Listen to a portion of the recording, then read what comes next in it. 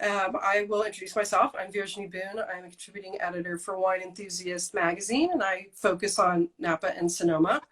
And I do live in Sonoma, so that's why I can appreciate the blue skies that we were talking about, first time in a month. I'm here, I'm going to be tasting 3 wines with Haley Jackson Hartford Murray, the president of Hartford Family. And behind her is Jeff Stewart, the general manager and winemaker for Hartford Family Winery. So just to maybe kick things off, you've got some beautiful pictures behind you, and I'll be showing a few things as we talk. But Haley, you should maybe give us the first kind of sense of history of Hartford and kind of where you are in the Russian River. Yeah, sure. So my parents founded the winery in 1994, and we specialize in single vineyard designated wines, primarily Chardonnay, Pinot Noir, and Old Vine Zinfandel. And we're based here in Russian River Valley, although we started with just 4 wines that we were making at the beginning and over 25 years ago. And we've grown to make wines actually all up and down the coast, where most of our wines are based here in Russian River and the Sonoma Coast area.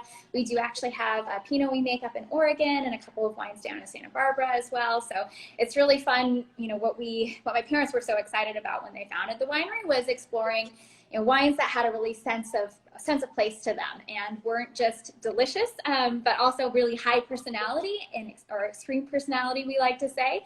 So that they were really showcasing the climate, the terroir that those vineyards sit in. And we're also looking for vineyard sites that are what we like to say are high risk, high reward sites. So vineyards that, while we might take the risk that in certain vintages, the climate is so marginal, the vines have to struggle so hard and face such adversity that some vintages we might not even be able to make a wine from those sites. The years that you can, they're just so spectacular and dynamic and unique that we can't help ourselves, basically. So right. Yeah, so that's sort of a little bit of the history about our winery, but yeah.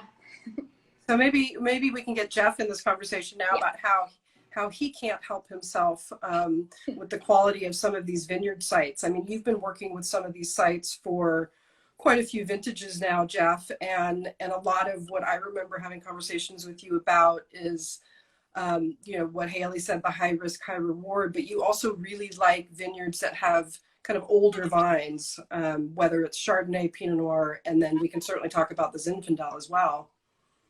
Yeah, absolutely. It's we're very fortunate here. We work with a lot of great vineyards, most of which they're vineyards that we own and that we planted way back, in the 90s in most cases. We have a few new vineyard sites that maybe are 10 or 15 years old that are just kind of coming into that maturity wheelhouse that we like to see. And then we're lucky enough to buy a little bit of fruit from some really great neighbors and partners here in the Russian River Valley and out on the coast and really all over the state to really look at it truly. And the idea is to really find those sites. We realize we can't own every great vineyard around, so we do have to go out occasionally and buy some fruit from other people. So we're able to do that. But that vine age for me is something that's really critical. We really see a depth that showcases itself in wines that you make from vines that have a little more experience, that have been around the block a little bit. We have a lot of vineyards that are over 40 years old when we talk about Chardonnay production and Pinot Noir production here. And then the old granddaddies are the old Zin vineyards. We have quite a few Zin vineyards we work with here in the Russian River Valley, which we own some of them and buy fruit from some of our neighbors. But all of those vineyards are well over 100 years old. So when we put old vine on the label, we think it's kind of truth in advertising. A lot of people kind of stretch that old vine concept. There's no legal definition to what an old vine is, but we think 100 plus counts. But it's a 40-year-old Pinot Noir vineyard or a Chardonnay vineyard, like a Rendell Pinot Noir or some of the great Chardonnays we work with. That's kind of like the 100-year-old Zinfandel when you look at the lifespan of the great varieties. So pretty special stuff, and that's what's allowed us over the years to go from those fairly humble, small, number of wines that we produce to, this year where we'll produce over 40 different bottlings. Right. Those are tiny little 200, 300, maybe 400 case bottlings at the most. So.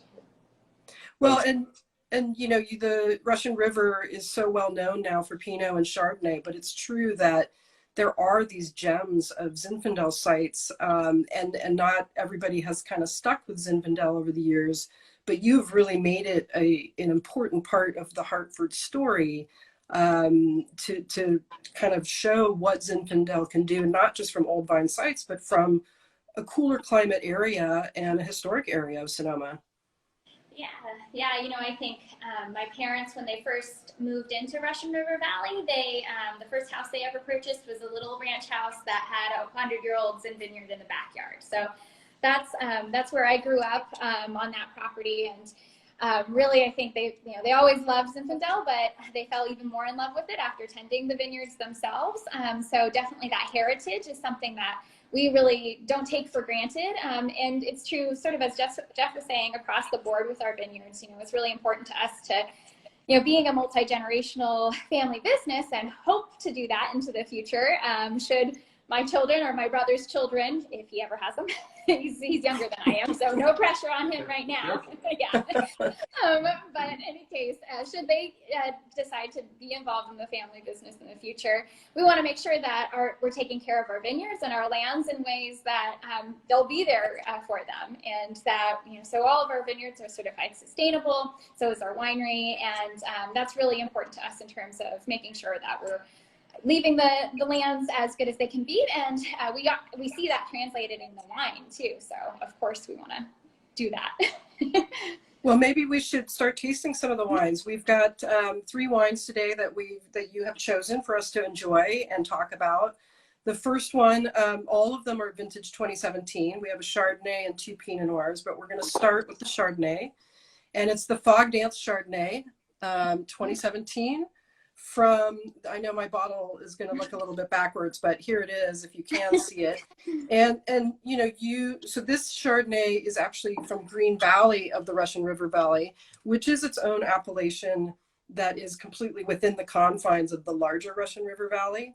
So as we taste this, it would be great for you to kind of get a little bit more into detail about what you think is special in Green Valley, maybe specifically for Chardonnay. Yeah, Jeff, why don't you take that? Yeah, well, Green Valley is, as you mentioned, Virginie, it's a little nugget right in the middle of the Russian River Valley. We actually, sitting here at Forestville at our winery today, we're at the very northern end of the Green Valley.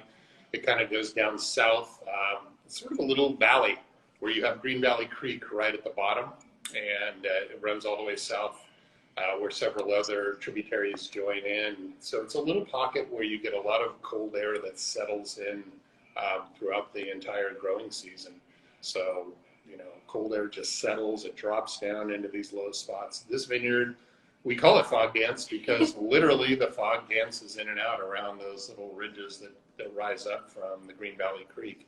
So this block of Chardonnay drops all the way down to the creek, and runs from a top section, which we pick separately, from a little middle section, and then a very bottom section. We actually see a difference between those 3 areas. So it's a wine produced from a vineyard that has a very distinct character. There was a mentioned earlier from Haley about, you know, high personality, interesting risk reward. This vineyard, I don't think of it as being our riskiest vineyard, but it definitely is a vineyard that showcases something different. The fruit here is really exotic when you smell this wine. I hope everybody has a glass out there. Yep. Yeah. To stick your nose in. I hope so too. Yeah. It really has this, I use the word exotic a lot when talking about the fruit, because it is citrus and it is green apples, and it's kind of that typical kind of Green Valley feel, but it has this kind of spicy, it's almost going into mangoes. Yeah, or guava, sometimes I get too. It's a little bit brighter. To me today, it's tasting a lot like guava juice with a fresh squeeze of lime. So it's, you know, got that nice bright tartness to it still. And then also something on the nose that we often find with Fog Dance is a little bit of flintiness, really interesting earthy tone to it that I think is really distinctive as well, and more complex. Yeah. Well, and what I always think with your Chardonnays too is that there's so much texture. I think there's a lot of layering of texture. There's lushness, but it has so much good acidity that it's a balanced texture and it's a complex texture that sort of changes over time in the glass. How do you, what are some of the things that you do to achieve that, Jeff? Is it partly the farm, does the farming inform that? Is it really just everything that you do in the cellar? Is it oak? How do you find texture? Yeah, the answer is yes to all those. Okay. It Okay, literally, so I mean, in answered the it then. case of all the wines we make, whether it's Chardonnay or Pinot Noir or Zinfandel or Syrah, really the site drives a big piece of what you are going to see in the wine. And it's our job to make sure we are farming to bring out those characteristics and accentuate whatever that particular vineyard likes to give you, and not hide what the natural beauty is within, but coats it out without overshadowing it. So, a big part of that is keeping the vineyard in balance. Again, our farming techniques are fairly hands-off out there. When you walk out in this vineyard, it's this really fine moon dust called the Goldridge series of soil. As you walk, you literally are covered in dust. Don always says you look like Pigpen when you walk out of the vineyard. Which I think is a great descriptor. If you try to drive your car on a vineyard tour, which I've tried only like once or twice in this vineyard, you have to stay about 2 feet off the person's bumper in front of you in order to see their car, because it's just so fine and fluffy. But yeah, it's great for the soil for the vines, because it's really well draining, and it gets the vines reaching down deeper, and you get a little bit more concentrated flavors in the wines. Yeah, so you have soil, then you have the climate, the cooler site definitely drives that brightness. And I think, you talked about texture, and I love the texture of this wine, but the thing that makes the texture work is the acidity in the back. And this is a very bright wine, but it does have weight and richness. So how do we kind of find that balance? Well, number one, it's a really great vineyard site that produces a lot of intensity. So the fruit shows up. Our goal from the winemaking side is to capture that fruit, express it without overshadowing it. So for me, the best way to do that is to actually get out of the way. So we don't use, we don't use cultured yeast that might focus on a specific flavor. Every fermentation here is actually a native or uninoculated fermentation, feral, whatever you want to call it. But literally, there are multiple yeast strains that are fermenting at different times of the fermentation, which helps add to that texture and complexity in the wine. There's typical Saccharomyces yeast that finish up the fermentation, but there are a lot of other non-Saccharomyces, and we're not going to get into science here. Don't worry, that's as deep as Right. Yeah, let's keep it light. We don't want to put anyone to sleep here. It's 7:30 back east, so it might be bedtime. But those other yeast strains, for me, build kind of texture and layers of flavor, and more importantly, or as importantly, they're much the way we talk about terroir, the taste of a place. Well, to me, the biomass that's out in a vineyard and the things that want to naturally grow in a grape juice and ferment are really part of terroir. They are terroir. Yeah. So totally. Big part, the native ferments, and then barrel fermentation.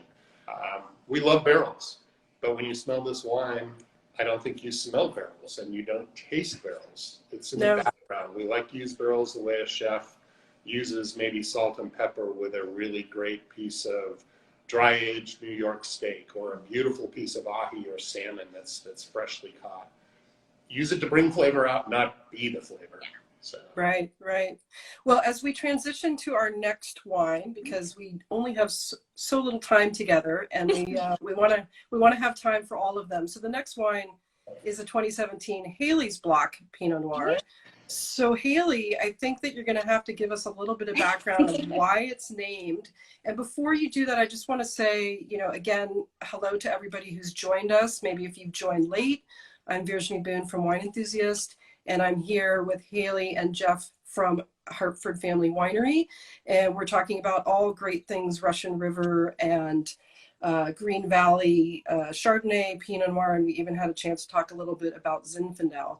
But now we're going on to one of your Pinots. We're going to taste 2 of your Pinots. So this is the first one, Haley's Block. So tell us Why is it called Haley's Block? Yeah. So I guess I must have been behaving really well the week that my parents decided to name this wine after me, because it is really delicious.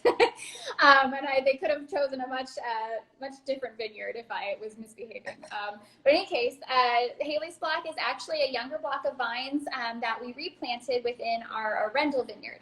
Arundel is our flagship Pinot Noir vineyard. It was the very first Pinot we ever made for the winery. And those vines are now over 40 years old, and really beautiful wine. It's a different heirloom clone of Pinot Noir too. Arundel is a Martini clone. When we replanted in that smaller section that we call Haley's Block, we decided to plant Dijon clone instead, because we thought it might fare a little bit better in the climate there. It's this really low-lying pocket within the Green Valley of Russian River Valley. So the fog settles there, and we've actually had a frost alarm go off in this vineyard in the middle of August, which is ridiculous. Wow. Because everywhere else it's, at the lowest, 50s. So really extreme growing site. And it ends up bringing this really beautiful bright red tone to the fruit. I often get more of that strawberry or bright red tones to the cherry rather than the black cherry that I think is a little more typical throughout other parts of Russian River. And it also tends to have lots of really interesting spice. Some of that fennel seed on the nose. Sometimes it's even more Asian spices like Chinese 5-spice, clove, even too sometimes. So it's really an interesting Pinot Noir, and I think that that balance of earth and spice and that bright acidity is really elegant in this one. Mm-hmm. Yeah, well, and we should talk a little bit too about the fact that 2017 was a relatively warm year, which maybe doesn't mean as much in an extreme cool climate site. But I also wonder if the older vines sort of are better at adapting to vintage variation in terms of heat and cool. Mm-hmm. Can either of you sort of address that? I mean, Jeff, do you have to do something different? Do you have to pick very differently? Do you farm differently? I know you're just going to say yes, but maybe yes, a little specifics about got this down. Now, it's funny because we call Haley's Block the young part of the Arundel vineyard, and it's 25 years old now, so it's actually a very mature vineyard within an older vineyard. Right. Okay. So what we see, like in 17 is remembered around here for a lot of things, most of which I don't really want to talk about. But, no, but 17 we had actually our first big kind of non-drought winter in a long time. So the vines were really happy. They had a lot of water. There was a water table back where they could actually get plenty of water throughout the year. We dry farm a lot of these vineyards, so that's really critical.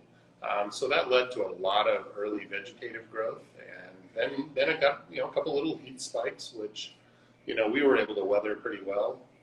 It was a year where we had to manage the vineyard a little differently and maybe not do a lot of the suckering and early work that we would do, because we knew the vines were just going to be bursting with energy and had a lot of energy to burn with that water and kind of the pent up energy of the drought years. So we kind of let things go wild for a while, then went back and manicured things a bit more.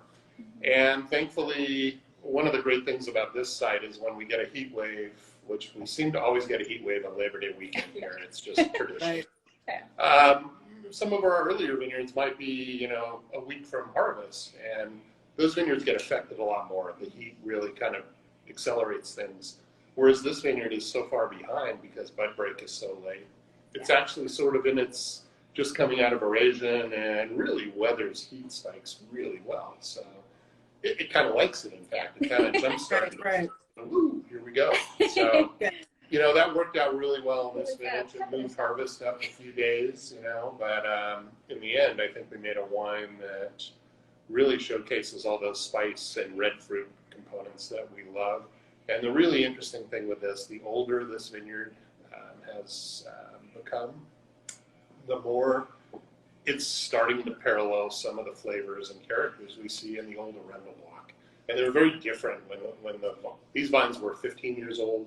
Arundel and Haley's were very different wines, and now you're starting to see some of we call it celery seed, or there's an Mhm. exotic side of a spice, wild fennel, different things that come through, and really subtle hints here that, showcase in the older block every year. Yeah. And Right. it's kind of fun to see a vineyard grow up, much the way we've all watched Haley grow up over the years. Right, exactly. Yeah, it's like She's almost watched me get old over the years. We're all watching each other get older, Jeff. It's okay. but so somebody has asked about the topography of the site, and since we don't have a vineyard map to show people, I mean, my expectation would be it's fairly low elevation. You're not really talking about hillside or benchland here. It's pretty flat. Yeah, with Haley's block, like I was saying, it's really just this flat dip into the valley, in Green Valley. And actually, it's one of the last vineyards to see on your way out towards the coast and before leaving Russian River Valley. So in that low-lying pocket, it's actually relatively even topography across that whole little area. But again, that little pocket, the fog just loves to settle in it, and so you end up with that really nice brightness. Yeah. I think sometimes you can just taste that in a wine. You can taste that it sat and was cold and it was happy and it just, that acid just like completely retained. So I love it. I mean, that's the whole beauty of the wines that you're making, but also the Russian River in general, is there's so much diversity, which, now we're going to get really into the diversity with the third wine, because what you've chosen for us to taste today, which I'm very happy about, is the 2017 Land's Edge Pinot Noir. So we're going from, happy, I won't say easy, but, like, it well, Green Valley, Russian River, it just wants to grow delicious Pinot and Chardonnay. And then in Land's Edge, you're going to the Sonoma coast. Yeah. So, which we know is kind of a big, sprawling appellation, but I think you've named it appropriately to sort of signify that this is extreme coast. Yeah. So tell us a little bit about it. I'm going to taste it. I'm going to pour it. Sure, yeah. And we'll talk about, maybe when did you start working with this vineyard is maybe the first question. Yeah, well, it's actually, so Land's Edge is one of our exceptions to the rule. We make only a couple of blends of multiple vineyard sites. And so Land's Edge is a blend of our two most coastal vineyards, our Seascape and our Far Coast Vineyard. Okay. And as the name Land's Edge would imply, they both sit literally almost on the edge of the land. We joke sometimes that if a viticulturalist, if you asked a viticulturist if you should have planted there, they would have laughed at you and called you crazy. Because of Seascape in particular, you drive out and some days you can actually see the ocean if the fog hasn't rolled in already. That's a very short window when the fog isn't sitting in the vineyard itself. So it really is, when we talk about high risk, high reward, Seascape is that. There's been a couple of vintages that we haven't made the wine there because it just hasn't ever gotten ripe enough to make a wine that we thought was going to be good enough quality to put in the glass. But it has such unique characteristics that we can't help ourselves. And I think what Jeff does, and our other winemaker, Tion, who is making sure the rest of the winemaking is running smoothly while Jeff takes a much deserved break right now and gets to taste with us. Right. They both do a fantastic job of blending these two sites that are actually, when you taste them side by side, the single vineyard Seascape that we make and the single vineyard Far Coast are totally different wines, but very much Sonoma coast. And they do a beautiful job of blending them. To me, Seascape tends to be a little bit more peat moss and bright, red fruit like pomegranate even. And when it blends with the Far Coast Vineyard, which is on the second ridge in from the ocean, and all the way up almost to the town of Annapolis and almost to Mendocino County. So really pretty far north within Sonoma Coast, AVA. Because it's on that second ridge, it gets a little bit more protection from the fog. When the fog rolls in, it takes a little longer to get there. So it gets a little bit darker fruit character, a little bit more coffee tones to the nose. And so when they blend the two, it takes that earthiness of Seascape and it tones it down and makes it more green and black tea leaves on the nose and rose petal in this wine. And really pretty black cherry fruit comes in from that Far Coast Vineyard with a bright tone to to it as well that comes from the Seascape site. So I think it's just really elegant in a way that the two single vineyards in some ways are, it's even more elegant than either of them on their own. So Right. I love Land's Edge. Well, and what I find is interesting is, I mean, the assumption is often that the closer to the coast, the more kind of intense the acidity might be, or how, that crunchiness of the fruit. But this is really, this wine, it's almost like, because of the savory characteristics and the complexity, the acidity is almost like, it's really subtle. Mm-hmm. I don't know. I mean, Jeff, do you have comment to that? I mean, am I wrong? No, you're dead on, and it's something we talk about here, where you have acidity that you measure in a lab, and then you have apparent acidity, which is what we all taste. Mm-hmm. And sometimes you'll have wines with exactly the same numbers, and one tastes tart and one tastes big and fat. And that's kind of just, it comes into play because there's a lot of other factors that affect the way we perceive a wine when you put it in your mouth and taste it. So these wines are pretty low pH and pretty high acid. Really, the only vineyards that really are even higher acid would be Arundel that we talked about, and our Jennifer's block. Yeah, they're pretty similar to that. So what we see is this great balance, though, where the acidity holds the wine together, but it's not poking through and showcasing it as sort of a lean quality. The Far Coast Vineyard tends to be a much bigger wine. Again, being on the second ridge, it is a little buffered from the direct brunt of that 55-degree refrigerator known as the Pacific Ocean. Yeah. So that fruit gets pretty ripe, and it really reacts a little more like a cool Russian River site when you really look at the ripening times and the days, from bud break to when you're picking. So here, the Far Coast wine is a big wine. Far Coast on its own is big. Burley It's structured tannins, and too. tannic. It's a steak wine. Yeah, right. The blocks we use for the Land's Edge blend are actually on a southwest facing slope. So they get a little more afternoon sun, which softens those tannins a little bit. So you get a richness here, whereas the Far Coast is structure. Land's Edge is a little more supple, and that really melds with that acidity. And then, as Haley described perfectly, the kind of savory qualities of Seascape. They all everything kind of tempers, and I think it's one of the best. It's the best example for showcasing to somebody who doesn't blend wines for a living.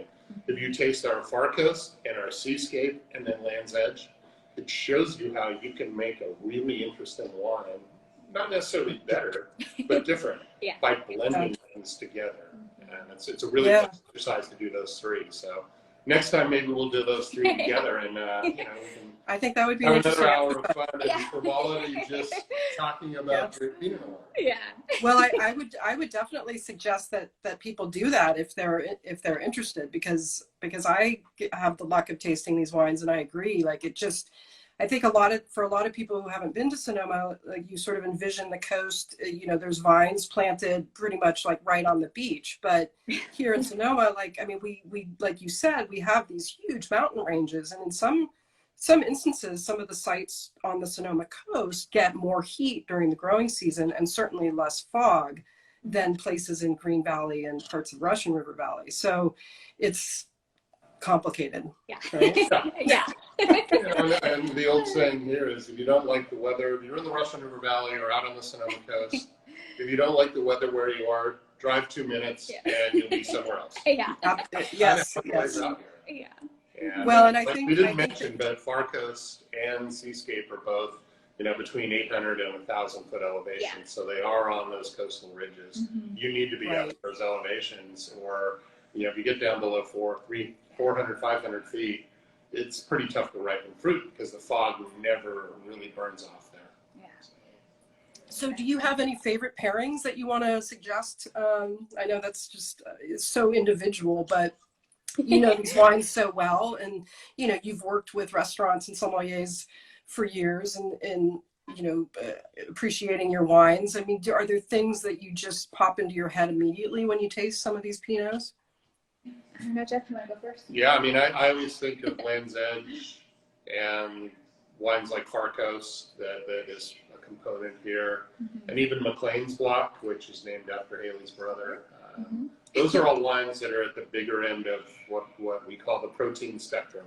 So Yeah. red meats, steak, big ribeyes and New Yorks. This is kind of the answer to most people's claim that you have to drink Cabernet with a big steak. This style of wine that has the acidity to cut the fat and the flavor of a dry aged ribeye, but it has the tannin just enough to kind of hold up, the acidity to play it off, and a flavor profile that honestly you don't have to wait 10 years for that wine to really be at its best, like you do with many Cabernets.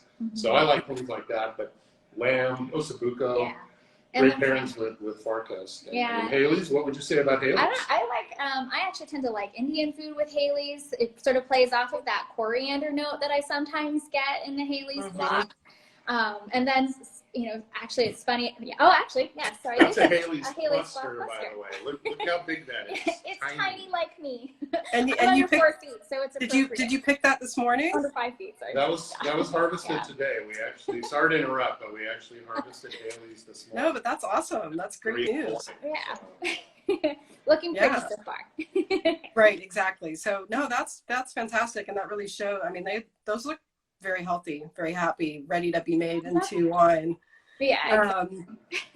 So we're coming to sort of the end of our time together, which is too bad, because I've really enjoyed tasting these wines with you, and I know that this is just the tip of the iceberg of what you make, and there's so many other great wines to explore.